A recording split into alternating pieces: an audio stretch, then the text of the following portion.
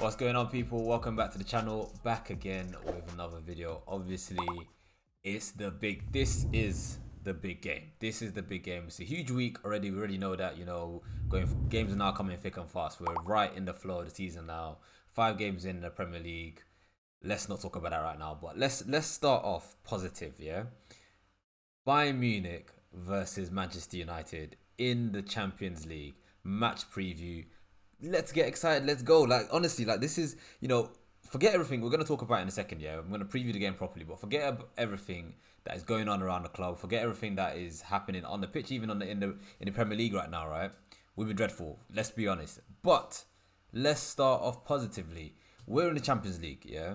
We always screaming about making top four, which we're complaining about making top four this season, potentially.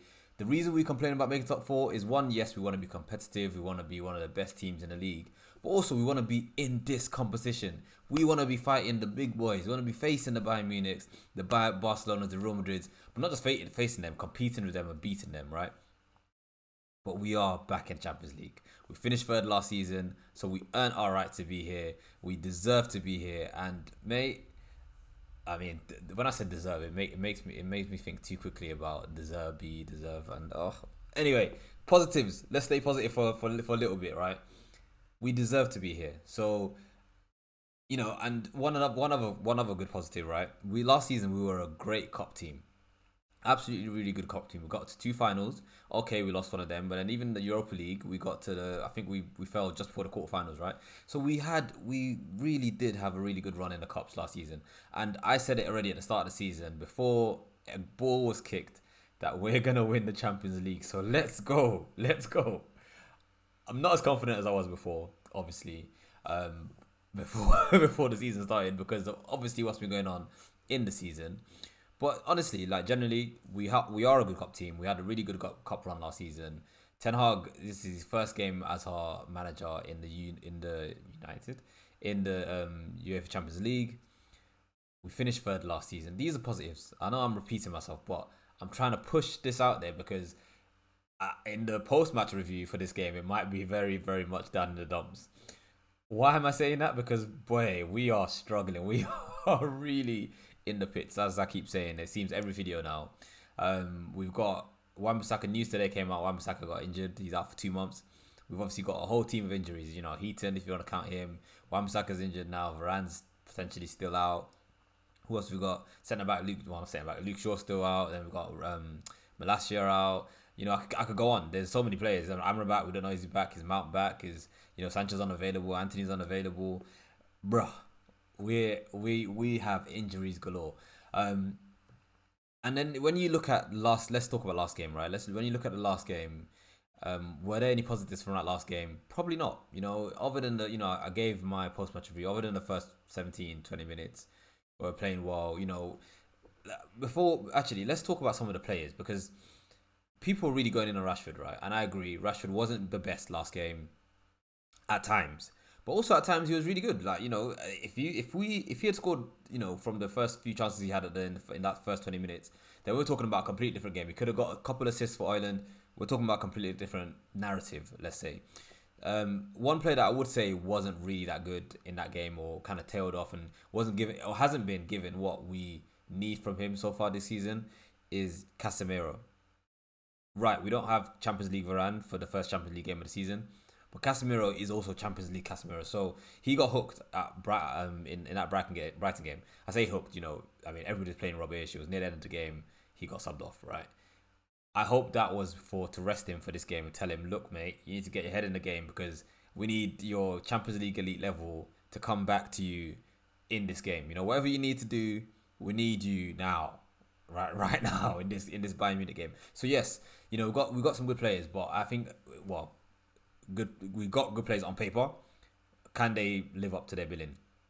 They haven't done so far this season. And yeah, we've got some players to come back as well. Hopefully we're looking at Amrabat coming in for the first time, making his debut. I don't know. I'll give you my starting 11 in a minute. I don't think he starts anyway, because it's a big game to just chuck him in. Mount might be back. I think Mount probably will be back. Then you're looking at people like Luke Shaw obviously out. You know, people like Malacia obviously still out. So we're looking at Regulon still in the left back position. And like I was saying, sorry, let's talk about the players from last game, right? Regulon had a good game. Like I said that already, but I didn't expect him to have a good game in terms of I didn't want him there, right? Let's be honest. Most of us didn't want him there, but he had a good game. You know, Wan-Bissaka being out for the next 2 months or so is bad news.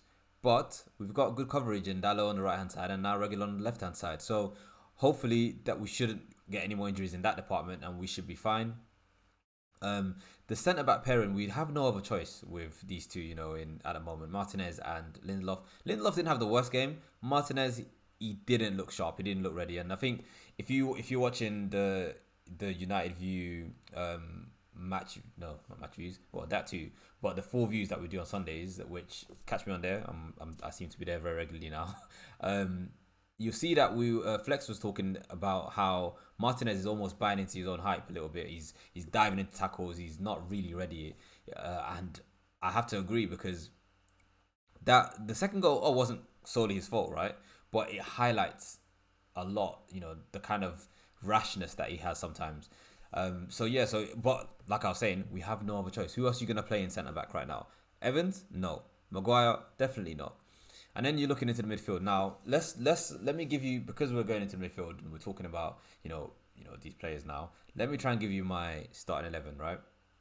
And the reason I want to start here is because obviously, or the reason that it triggered me right now is because the midfield in the last game against Brighton was a diamond, right? Or like I keep saying, Casemiro sitting by himself, and the other three were meant to be a diamond, but it felt a lot more like Bruno was trying to be. It was more of like a flat three, but it was meant to be a diamond. And then obviously Højlund and Rashford up top, but it worked for 17-20 minutes. It didn't work for the whole game because we just descend into chaos after a while. We're not disciplined when we go behind. But I do think Ten Hag is going to stick with that system because he seemed to like it and he seemed to think it worked. And I don't think he would have shifted to that system if he wasn't planning to use it for the next couple of games or against Bayern. I think he even said actually we were planning to use it for Arsenal, but then McTominay got injured pre-Arsenal or got pulled up sick or something. Speaking of McTominay, he wasn't very good against Brighton. So I don't see him continuing in this team. I don't want to spend too much time on him because, at times McTominay looks amazing. He looks like flipping R9, Ronaldo, the prime Ronaldo, Brazilian Ronaldo for Scotland. But then he comes to United and he's just dreadful. Mainly probably or partly because we're not using him in that kind of advanced 8 role. But when you watch him against Brighton, the guy was hiding. He's just typically hiding from the ball. So anyway, I don't want to spend too much time on McTominay. Let's look at the starting 11 or what I think the starting 11 might be for this game, right? I'm thinking obviously Leonardo in goal, and once again I could have spoken about him and how the ridicule or the ridiculous attack he seems to be getting now. Yes, he's not maybe the best shot stopper, but he hasn't been that bad when you look at the stats. And okay, eye test when you're watching the game, because at the end of the day we just watch the game sometimes and forget all the stats. Some of those goals you think he probably should have saved that. But it's been 5 games. Let's see. Let's give him a bit of time, I think. So that's It's not Amrabat. Onana in goal. I've already kind of given you the back line anyway. It's going to be, I believe, Dallo, because we have no choice. There's nobody else. It's not even I believe. There's no one else coming in. Dallo right back. Then you've got Martinez and Lindelof centre backs and Reguilon on the left hand side. Hopefully he continues to play well. Then the midfield now is where it might get interesting. I think Mount will be back, and I think we're going to stick with this diamond formation. So it'll be Casemiro sitting by himself. Then it'll be Mount and probably Eriksen, because obviously the alternative is to have Amrabat coming in, but I really don't see Amrabat starting his first game, Champions League. Hasn't played, away as well. I just think it's too much. I don't think Ten Hag would do that. But I'll be, he could surprise us. But I do see it being Mount coming back into the team on the right hand side of that midfield, and Eriksen on the left hand side, Bruno in the 10, and then we'll start in the game with Højlund and Rashford up top. Now, Højlund and Rashford up top makes sense, but we already know from the last game that Højlund doesn't look like he can play 90 minutes. People were complaining, everybody booing, but then Ten Hag came out afterwards and said, "Look, I can't play him for 90 minutes at the moment. He can only really give me 60 minutes." So hopefully we get a goal or two goals, who knows, in the time he's on the pitch, and Martial can help and hold up the ball when he comes off the bench, because I don't see Martial starting. I see it being Holland and Rashford again. So that's my starting 11, right? And honestly, I hope we can get some sort of result against these guys.